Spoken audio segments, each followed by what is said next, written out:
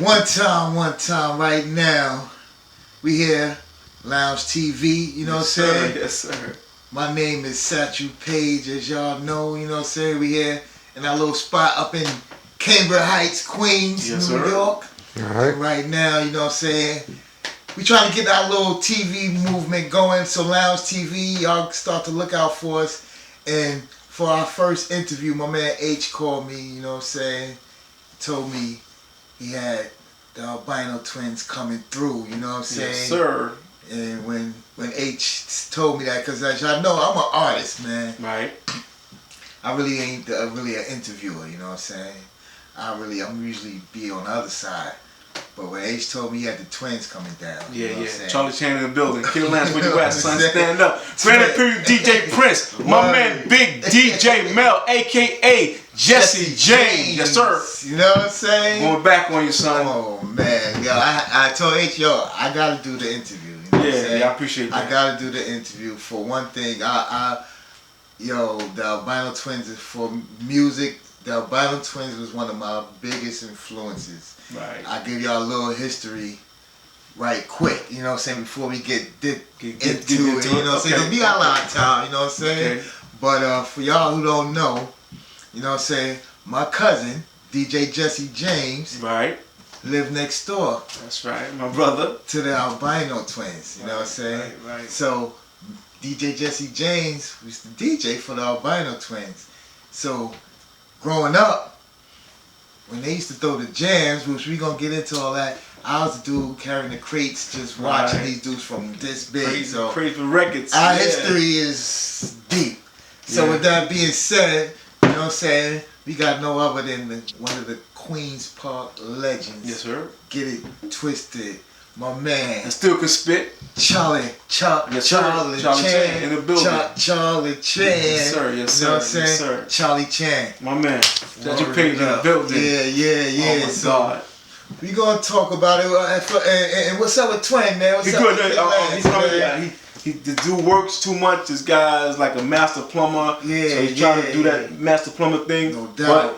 But I talked to him. I said, listen, Satchel Page wants to come by and do the interview for a documentary. Yeah. He said, Twin, I can't do it. I can't do it right now. Okay. I'm tired. Yeah, He's no feeling doubt, bored, no doubt. so it's okay. We'll be get back. Twin. We gonna get Lance the next Yes, time. sir. And Yes, say, sir. Yes, but sir. we glad to have at least half of the Albino Twins. Is better than none. You know what I'm saying? Pleasure. So right now, Charlie Chan. Yes, sir. You know what I'm saying? Yes, sir. We want because we got a lot of young people out here, Right. and their history on the game ain't extensive as it should be. Okay.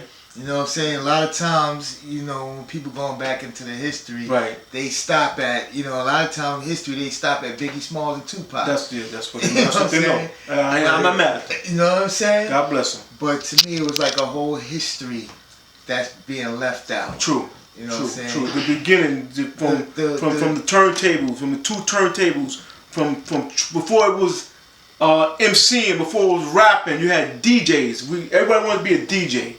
Okay? Talk about that for a second. So now, from DJing, we first started with BSRs. They were turntables that our fathers and mothers used to have. We'd get two of them and get our own little mixer, and we had two turntables. Now, for people, what year we talking about? We gotta go. You're going back like 1979, 78. For all y'all who I'm just trying to let y'all know how far we go back. How far we go back. Okay. Here. Okay. That far back. Okay. No doubt. We were like in. I don't think we were in high school. We were in junior high school. Okay. Going to high school. How did y'all first start getting into the whole hip hop? Okay. Like how did it first start? It started from the Bronx. I gotta keep it 100 for us in Queens. Okay. The Bronx. We had people that would go to the Bronx, the Auto Ballroom, to see Grandmaster Flash and Melly Mel, Kid Creole, Mr. Ness, all these cats, and they would get the tapes. Now this is before these cats was making records. No, this is before. This is before Message and for all these big records on wax. Okay, they were park legends also. Yeah. They would go from park to park. battling. They were battle MCs. Grandmaster Flash was a battle DJ. Battle. You come to the park with your system, with your MCs. You may have 2 MCs. You may have 3 MCs. Grandmaster Flash had 4 and 5 MCs at one time. So it didn't matter. So basically, it was like a crew. A crew. It wasn't like my MC battling you MC. Be going like now, because when they hear battle, they think a totally different thing. They think of 2 MCs in each other's face. No. So the we crews talking are about battling. the crews battling. Right. Okay. Crews are battling. Now you're battling your MCs. You're battling your dancers. You know, you got the cats break dancing. You got the 2 DJs. You got your DJ is going against their DJ. So basically, y'all set up. You got your sound system. Right. They got their sound system. Right. But y'all set up in like the same vicinity. Same vicinity. Or you might be one side. You might be in this side of the park, and they might be on the other side of the park. So they're going. They got their big system, and then once they're finished, then you'll go. Okay. So the system is real important. Mandatory. Back then, you had to have a system. If you didn't have a system, what's the system come to the park? You wasn't a crew. No, it was not a crew. You gotta have a system. Serving Vegas, that's the system. Serving Vegas, crown amps, this big, 1,000-watt amps. Yeah. Okay? You can hear this music from miles away. Yeah. True. Stomping. Okay? Can you imagine boom, boom, boom, boom, boom, boom? You hear this a mile away. You like, what the hell is that? Because we as youngins, how we knew somebody was jamming, right. We would hear it. Right. And then you had to follow where it's coming from. And it would lead you to a certain spot. And then by the time you run back, yo, they at Van Wyck Park. And right. Like, who is it? Yo, it's the Albino Twins. Or Disco Twins. The Southside Twins. Yeah. Whoever it was. Grandmaster Vic. Got system. Yeah. You know, you got a system. You come in the park. How we get power? We get the power from the light switch. From the pole. I can tell you some stories one of our cats, Kevin Care from Brooklyn, he's supposed to be some kind of crazy engineer. He knows how to do lights and whatever. He takes the wire, puts it into the pole. Yeah. Whap! That knocked him like 5 feet away. From there he was crazy. But that was just part of regular thing. That was our vibe. That's how hungry we was to hear that music. Right, and we got it. We couldn't wait for the summertime. Couldn't wait. You couldn't wait for us to get out of school. That was like 2 months of just hip-hop blitz. Every day. Everyday jams. Friday and Saturdays, forget about it. Where we at? Where you at? Where you at? We're in Van Wyck Park. We're in Hollis. We're in the South Side. Okay? Yeah. You're somewhere. Alright, so we're gonna get back to, okay, I'm gonna take it all back for a second again now. Y'all early on, y'all got you say on your mom's turn. Got your little BSR. Who was the first one out of you and your brother? Who was the first one to kinda, or did it happen both of y'all at the same time, kinda just? Because by us all being brothers. Yeah. You got brothers, I got brothers. We all doing things together. Yeah. Our parents always told us, y'all gonna be together, do things together. Yeah. So we all doing it. Okay. You know, everybody. We're all going to high school together. So.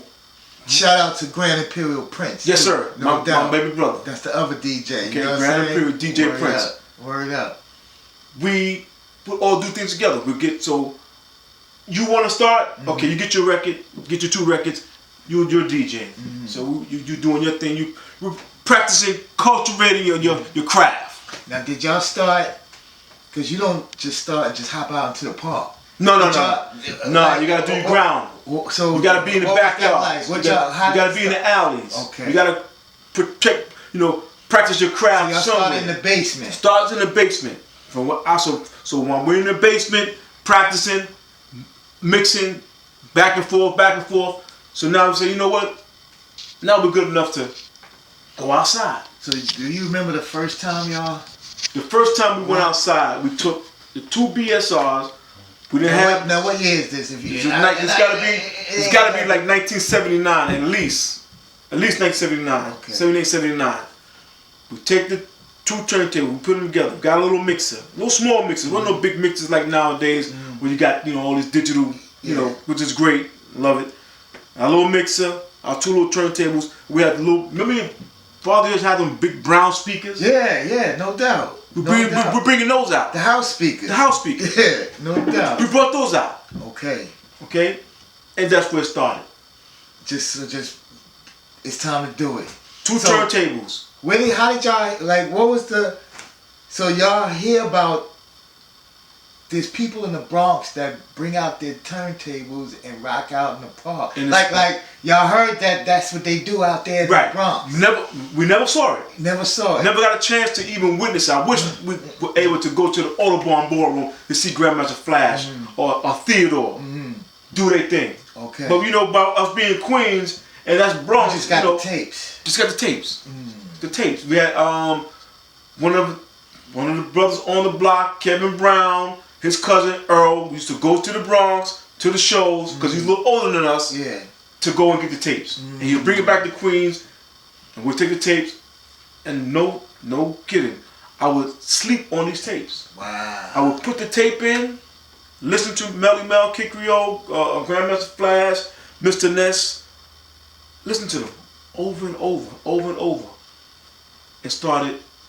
Yes, y'all, and you don't stop. Yes, y'all, and you don't stop. Mimicking them. Okay. Biting, yes, it was biting. But this is how we learn. This is how we learn. When you're young, you're a teenager, you want to be that. Exactly. And we did it. We learned from the best. So when we crafted and cultivated our style, when you saw us, you didn't know where we got it from, unless you knew somebody from the Bronx. So you just take a little bit of what they doing, add your stuff to it, because and now you got something. We got something. Because we were able before we were doing, music, rapping, whatever. We had to go to music school. Okay. We learned how to play guitars and so we were musically inclined. Yeah. So you understand rhythm, you understand harmony, timing and harmony. This is even before the turntables and the mics. Yeah. We had to go to every Saturday and Sunday, every other week. My brother and I, we went to Turtle Bay Music School in Manhattan. Okay. So that's where we got our music. So that's when that first music bug hit. Right. Okay. So now we chose DJing, rapping over playing the guitar or drums or whatever. And that's funny because a lot of people say around that time a lot of the programs was getting cut. Right. And a lot of classes in school used to teach instruments and stuff. That's right. When a lot of those programs got cut, we start turning to the DJs instead of, and in a way, cutting those programs kind of fused the hip-hop movement. Exactly. Because by them cutting, like you say, by them cutting the music programs, we had no other outlet. So we made our own outlet. That's true. And it became hip-hop. And this is what it is today. That's crazy. It's beautiful. It's beautiful. Word up. Okay, so we going. So now, y'all do y'all first jam. Okay. How was it? Now, did y'all rock y'all first? The first jam, did y'all just kill it? We had to kill it because we learned from the best. We learned from Melly Mel, Grandmaster Flash, Kid Creole, Mr. Ness, Raheem. These were the best that did it back then. Yeah. Okay? They weren't on wax. Yeah. They were park legends. Yeah. Okay? So when we came with our stuff, with part of what they gave us and what we added to it, they're like, what? What is this? Yeah. Chris is like, what is this? How is it possible 2 white boys, okay, to spit like this? Now, that part of the Albino Twins, now, what made y'all, did y'all know that y'all being albinos would be that much No, we didn't. So that surprised that was so, I'm looking for the word, that made y'all more like mystical. Right. You know what I'm saying? Right.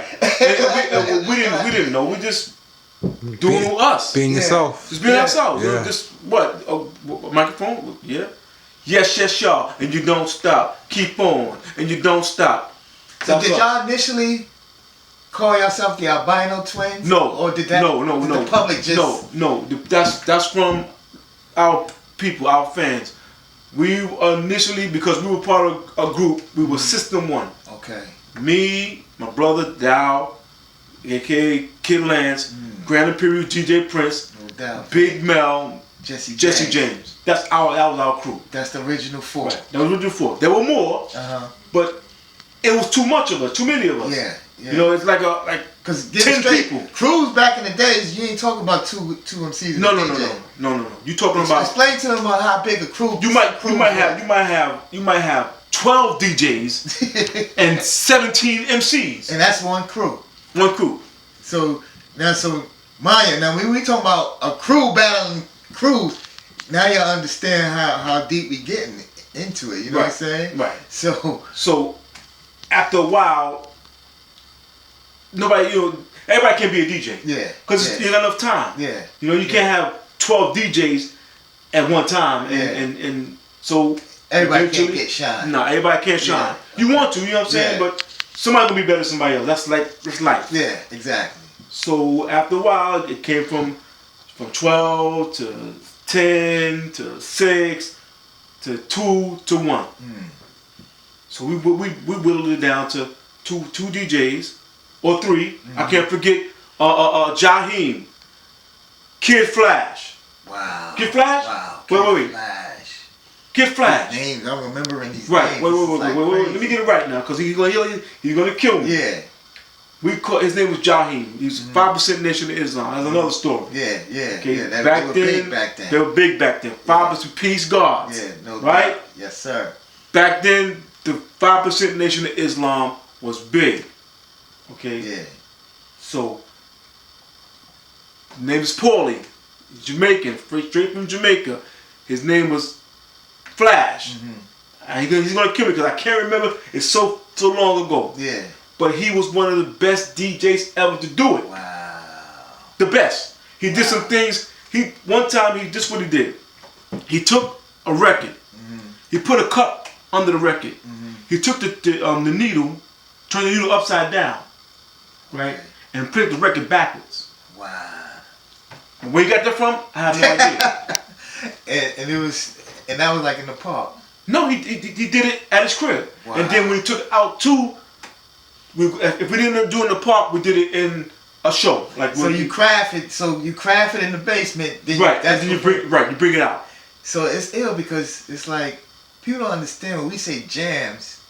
They don't understand the kind of like you were thoroughly entertained at a jam. Right. You had every aspect of hip hop in one vicinity. Right. And it was done like at the highest level. Right. Because at a jam, everybody couldn't get on the mic. No, you can't. Because if you have 7, 8 crews, and each crew got more than like 4 or 5 MCs, you can be there all night. And also, it was a status thing. The Albino Twins could walk in any park and get on the mic. Just because number one, we come with a different style. Number 2, we had the what I want to say is like the rhymes to back up the style. And they know that y'all had the track record. Right. You know, if we come and we get on, we're gonna turn it out. We're gonna turn it out, and you had to build that up. You can't just... No. That didn't come overnight. Yeah, you know what I'm saying. It come a long way from going to parks, going to doing house parties. House parties, forget about it. Queens is a house party city. And people don't even realize the importance of house parties in hip hop. No. I mean, house parties. Some of the illest tapes that you hear came from a house parties. Right. So kick that. Just kick just the fact of the house parties. How that was just like a miniature version of the jam. That's all it was. A miniature version of the jam, just in a smaller location, smaller venue. Usually in the basement or something. In somebody's basement. Thank God for all the people in Queens to let us use their basement. This is a Queens thing. You know what I'm saying? This is very important.